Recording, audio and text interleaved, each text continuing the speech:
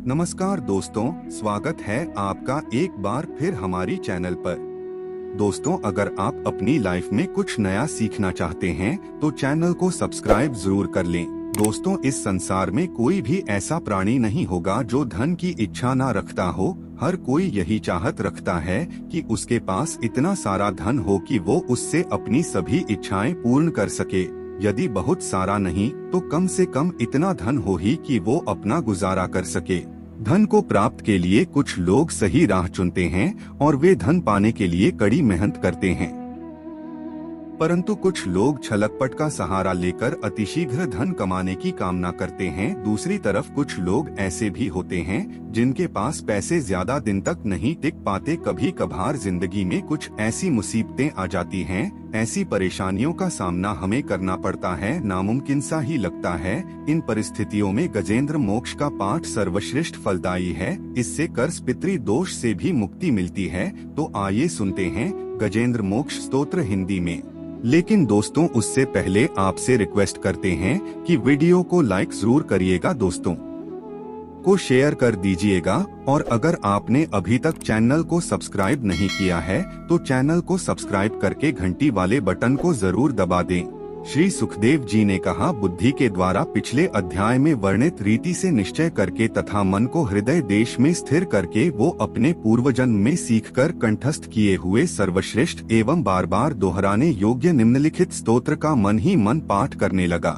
गजराज ने मन ही मन कहा, जिनके प्रवेश करने पर ये जड़ शरीर और मन आदि भी चेतन बन जाते हैं। ओम शब्द के द्वारा लक्षित तथा संपूर्ण न शरीरों में प्रकृति एवं पुरुष रूप से प्रविष्ट हुए उन सर्वसमर्थ परमेश्वर को हम मन ही मन नमन करते हैं, जिनके सहारे विश्व टीका है, जिनसे ये निकला है, जिन्होंने इसकी रचना की है और जो स्वयं ही इसके रूप में प्रकट है, फिर भी जो इस दृश्य जगत से एवं उसकी कारण भूता प्रकृति से सर्वथा परे एवं श्रेष्ठ है। उन अपने ही आप बिना किसी कारण के बने हुए भगवान की मैं शरण लेता हूँ। अपनी संकल्प शक्ति के द्वारा अपने ही स्वरूप में रचे हुए और इसीलिए सृष्टि काल में प्रकट और प्रलय काल में उसी प्रकार अप्रकट रहने वाले इस प्रसिद्ध कार्यकरण रूप जगत को जो अकुंठी दृष्टि होने के कारण साक्षी भाव से देखते रहते हैं, उनसे अलिप्त नहीं होते वे चक्षु आदि प्रकाशकों के भी परम प्रकाशक प्रभु मेरी रक्षा करें। समय के प्रवाह से संपूर्ण लोकों में ब्रह्मा आदि लोकोपालों के पंचभूतों में प्रवेश कर जाने पर तथा पंचभूतों से लेकर महत्व पर्यंत संपूर्ण कारणों के उनकी परम करुणा रूप प्रकृति में लीन हो जाने पर उस समय दुर्गे अपार अंधकार रूप प्रकृति ही बच रही थी। उस अंधकार के परे अपने परम धाम में जो सर्वव्यापक भगवान सब और प्रकाशित रहते हैं, वे प्रभु मेरी रक्षा करें। भिन्न भिन्न रूपों में नाट्य करने वाले अभिनेता के वास्तविक स्वरूप को जिस प्रकार साधारण दर्शक नहीं जान पाते, उसी प्रकार सत्व प्रधान देवता अथवा ऋषि भी जिनके स्वरूप को नहीं जानते, फिर दूसरा साधारण जीव कौन है जो जान सकता है अथवा वर्णन कर सकता है। वे दुर्गम चरित्र वाले प्रभु मेरी रक्षा करें। आसक्ति से सर्वथा छूटे हुए संपूर्ण प्राणियों में आत्मबुद्धि रखने वाले सबके अकारण हितैषी एवं अतिशय साधु स्वभाव मुनिगण, जिनके परम मंगलमय स्वरूप का साक्षात्कार करने की इच्छा से वन में रहकर अखंड ब्रह्मचर्य आदि अलौकिक व्रतों का पालन करते हैं, वे प्रभु ही मेरी गति है। जिनका हमारी तरह कर्मवश ना तो जन्म होता है और ना जिन अहंकार प्रेरित कर्म ही होते हैं, जिनके निर्गुण स्वरूप का ना तो कोई नाम है ना रूप है, फिर भी जो समय अनुसार जगत की सृष्टि एवं प्रलय के लिए स्वेच्छा से जन्म आदि को स्वीकार करते हैं, उन अनंत शक्ति संपन्न परब्रह्म परमेश्वर को नमस्कार है। उन प्राकृत आकार रहित एवं अनेकों आकार वाले अद्भुत कर्मा भगवान को बार बार नमस्कार है। स्वयं प्रकाश एवं सबके साक्षी परमात्मा को नमस्कार है। प्रभु को जो मन वाणी एवं चित्त वृत्तियों से भी सर्वथा परे हैं, बार बार नमस्कार है। विवेकी पुरुष के द्वारा सत्वगुण विशेष निवृत्ति धर्म के आचरण से प्राप्त होने योग्य मोक्ष सुख देने वाले तथा मोक्ष सुख की अनुभूति रूप प्रभु को नमस्कार है। सत्वगुण को स्वीकार करके शांत, रजोगुण को स्वीकार करके घोर एवं तमोगुण को स्वीकार करके मूल से प्रतीत होने वाले भेद रहित सदा संभाव में स्थित ज्ञानघन प्रभु को नमस्कार है।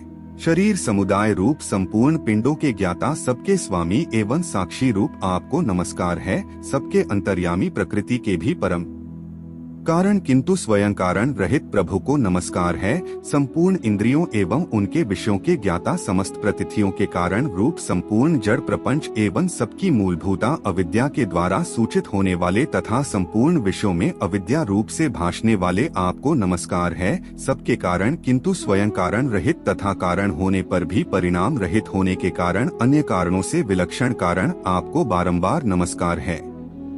संपूर्ण वेदों एवं शास्त्रों के परम तात्पर्य मोक्ष रूप एवं श्रेष्ठ पुरुषों की परम गति भगवान को नमस्कार है, जो त्रिगुण रूप कोष्ठों में छिपे हुए ज्ञानमय अग्नि है। उक्त गुणों में हलचल होने पर जिनके मन में सृष्टि रचने की बाह्य वृत्ति जागृत हो जाती है तथा आत्मतत्व की भावना के द्वारा विधि निषेध रूप शास्त्र से ऊपर उठे हुए ज्ञानी महात्माओं में जो प्रकाशित रहते हैं, उन प्रभु को मैं नमस्कार करता हूँ। मुझ जैसे शरणागत पशुतुल्य जीव की अविद्या रूप फांसी को सदा के लिए पूर्ण रूप से काट देने वाले अत्यधिक दयालु एवं दया करने में कभी आलस्य न करने वाले नित्य मुक्त प्रभु को नमस्कार है। अपने अंश से संपूर्ण जीवों के मन में अंतर्यामी रूप से प्रकट रहने वाले सर्वनियंता अनंत परमात्मा आपको नमस्कार है। शरीर, पुत्र, मित्र, घर, संपत्ति एवं कुटुंबियों में आसक्त लोगों के द्वारा कठिनता से प्राप्त होने वाले तथा मुक्त पुरुषों द्वारा अपने हृदय में निरंतर चिंतित ज्ञान स्वरूप सर्वसमर्थ भगवान को नमस्कार है। जिन्हें धर्म, अभिलाषित भोग, धन एवं मोक्ष की कामना से भजने वाले लोग अपनी मनचाही गति पा लेते हैं, अपितु जो उन्हें अन्य प्रकार के आयाचित भोग एवं अभिलाषी पार्षद शरीर भी देते हैं, वे अतिशय दयालु प्रभु मुझे विपत्ति से सदा के लिए उबार लें।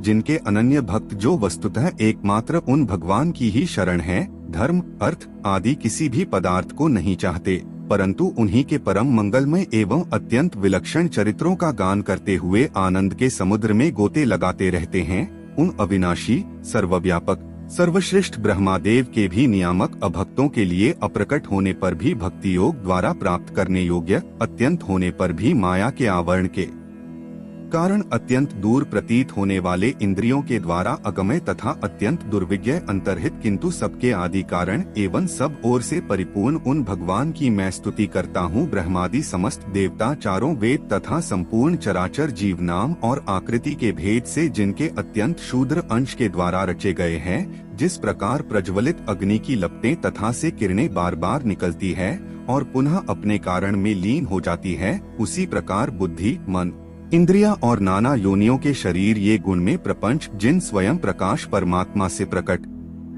होता है और पुनः उन्हीं में लीन हो जाता है, वे भगवान ना तो देवता है, ना असुर, ना मनुष्य है, ना तिर्यक योनि के प्राणी है, ना वे स्त्री है, ना पुरुष और ना पुसंकी है, ना वे ऐसे कोई जीव है जिनका इन तीनों ही श्रेणियों समावेश ना हो सके, ना वे गुण है, ना कर्म, ना कार्य है, ना तो कारण ही सबका निषेध हो जाने पर जो कुछ बचा रहता है वही उनका स्वरूप है और वे ही सब कुछ है। ऐसे भगवान मेरे उद्धार के लिए आविर्भूत हो। मैं इस ग्राह के चंगुल से छूटकर जीवित रहना नहीं चाहता, क्योंकि भीतर और बाहर सब ओर से अज्ञान के द्वारा ढके हुए इस हाथी के शरीर से मुझे क्या लेना है।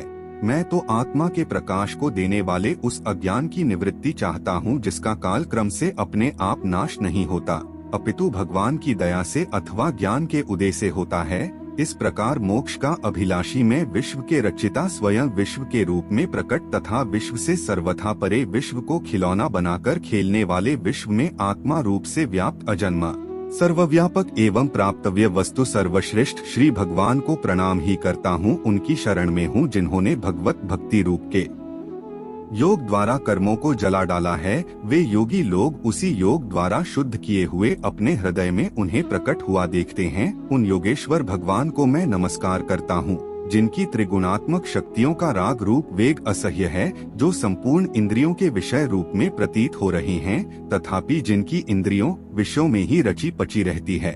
ऐसे लोगों को जिनका मार्ग भी मिलना असंभव है, उन शरणागत रक्षक एवं अपार शक्तिशाली आपको बार नमस्कार है।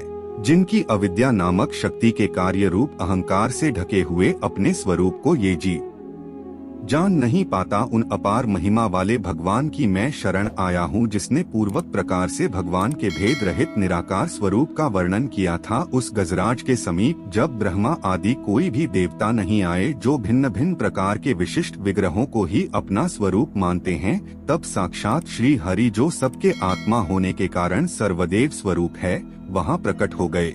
उपयुक्त गजराज को उस प्रकार दुखी देखकर उसके द्वारा पड़ी हुई स्तुति को सुनकर सुदर्शन चक्रधारी जगदाधार भगवान इच्छा अनुरूप वेग वाले गरुड़ जी की पीठ पर सवार हो स्तवन करते हुए देवताओं के साथ तत्काल उस स्थान पर पहुंच गए जहां वो हाथी था। सरोवर के भीतर महाबली ग्राहक के द्वारा पकड़े जाने पर दुखी हुए उस हाथी ने आकाश में गरुड़ की पीठ पर चक्र को उठा भगवान श्री हरि को देखकर अपनी सुंड को, जिसमें उसने पूजा के लिए कमल का एक फूल ले रखा था, ऊपर उठाया और बड़ी ही कठिनता से सर्व पूज्य भगवान नारायण आपको प्रणाम है, ये वाक्य कहा। उसे पीड़ित देखकर अजन्मा श्री हरि एकाएक गरुड़ को छोड़कर नीचे झील पर उतर आए।